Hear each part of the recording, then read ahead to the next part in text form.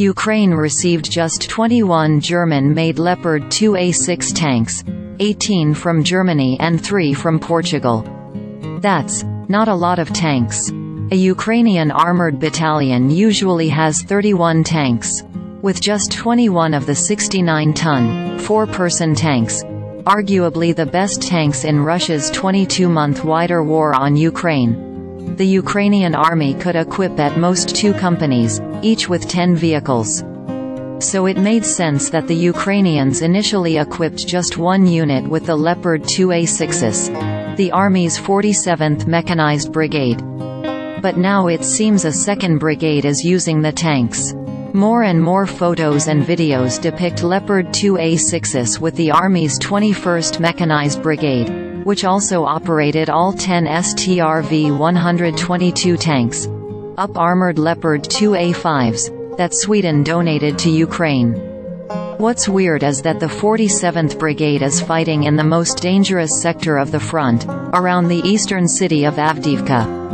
How can the 47th spare the tanks? For 10 weeks, Russian regiments and brigades have been trying, and failing, to surround and cut off Avdiivka's Ukrainian garrison.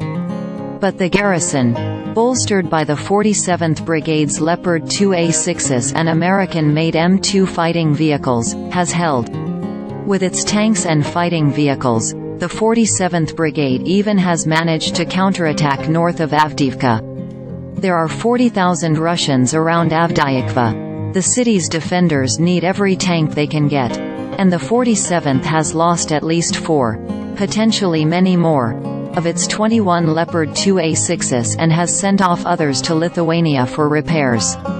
It's unclear how many Leopard 2A6s the 47th chopped to the 21st, which is defending a sector in the Kremina forest, 50 miles north of Avdiivka.